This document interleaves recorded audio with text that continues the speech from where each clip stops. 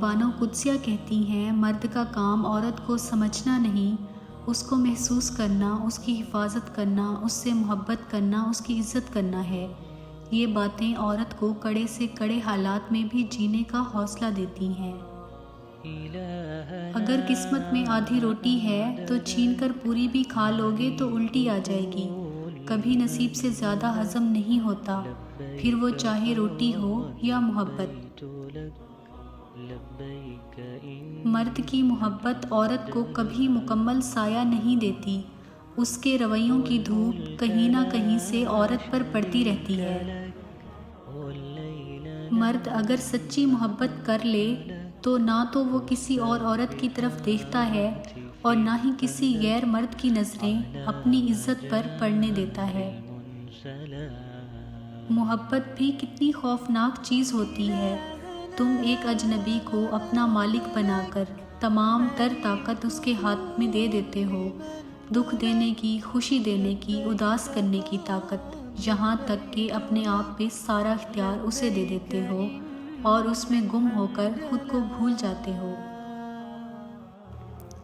انسان جس شخص کے لیے دل سے مخلص ہو وہی اس کو دکھ دیتا ہے۔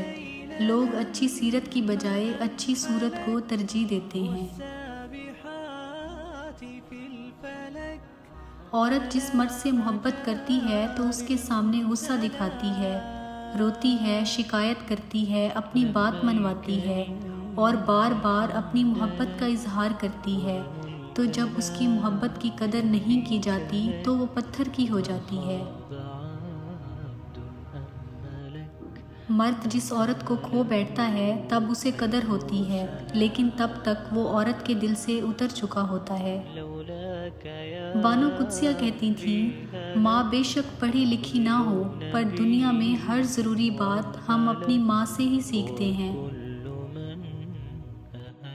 مرد کی خوبصورتی اس کی شکل میں نہیں، اس کے الفاظ میں ہوتی ہے۔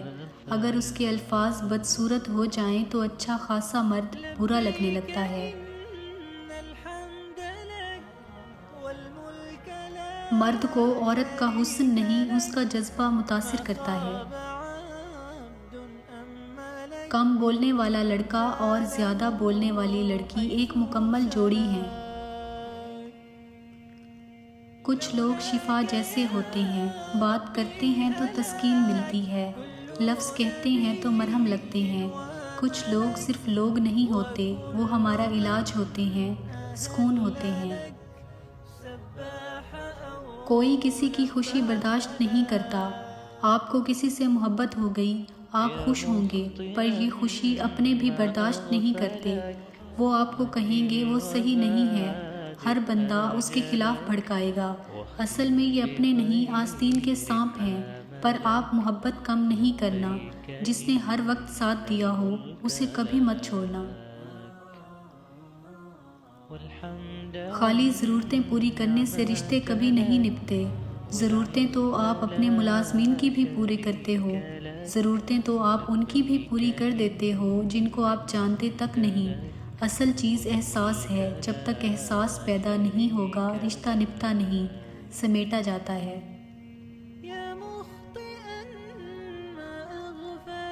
تھک جانا برا نہیں ہے، مایوس ہو جانا برا ہے، بہت برا۔ اور مایوس انسان تب ہوتا ہے جب اسے اللہ کی طاقتوں پر، اس کی رحمتوں پر یقین نہیں رہتا، اور ہم مایوس تب ہوتے ہیں جب ہم یہ بات بھول جاتے ہیں جس نے یہ حالات پیدا کیے وہ یہ حالات بدل بھی تو سکتا ہے۔ ہر چیز انسان کے بس میں نہیں ہوتی، بلکہ کوئی بھی چیز انسان کے بس میں نہیں ہوتی جب تک اللہ نہ چاہے۔ مایوس تو وہ ہوتے ہیں جن کے پاس اللہ نہیں ہوتا، ہمارے پاس تو اللہ ہے، بادشاہوں کا بادشاہ جو ہمارا واحد مددگار ہے۔